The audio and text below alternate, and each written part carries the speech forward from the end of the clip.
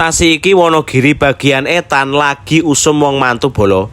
Dina repote para tangga ngumpul sak desa nglumpuk dadi siji. Masak gedhen.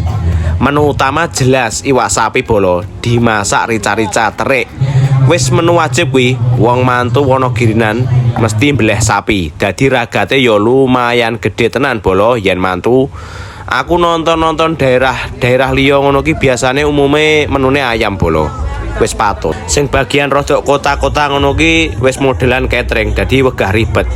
Nah, iki suasanane full wong rewang bolo. Mesti suasanane yo padha kabeh yen wong mantu mesti yo rumpik ngene iki bolo. Soale yo sak desa ki ngumpul dadi siji wargane, tumpek blek enek pawon. Ngene iki masak bareng para warga kuwi mau yo moro rewang ki mesti yo karo nggawa gawan bolo. Bahan pokok yo beras yo gula teh biasane. Gendong, dadi ora goro anul-anul wong tok ngono ki ora bolo. Dadi ya karo nggawa jagongan nek ngono aku ya kaya jenenge nggawa gawan bolo nek daerah ngono aku ke.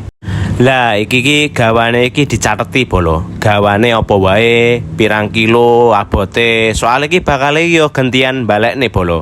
Gawan ngene iki, yen salah sijine warga enek sing duwe gawe mantu genti. Yen bagian luar Wonogiri apa yo ngene iki bolo tradisine wong mantu ke. Apa malah beda meneh tradisine kepiye? Siji meneh bolo. Nah, iki bagian sing masak sego. Ngene iki biasane iki kelas profesional pisan. Soale iki disewa tanggapan masak sego ning hajatan ngendi-ngendi bolo. Wis terkenal. Bagiane lumayan rekoso dhewe, tur yo ora leren leh masak sego. Acarane iki 2 dina sewengi, leh masak sego yo 2 dina sewengi bolo. Arpo ngedep panganan masak mblenger sedina utuh, wayah madang tetep bareng-bareng bolo. Wayah ingon tenaga sedina ya ping 3. Ngene iki ya bareng-bareng karo bature. Oh iya bolo, modelan Wonogirinan yen mantu hajatan sajiane isih modelan piring terbang bolo.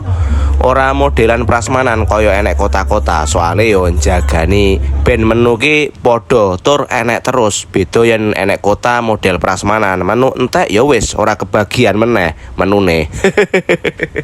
Carane umpamane mangan sate entek ya nongor sing ora oleh.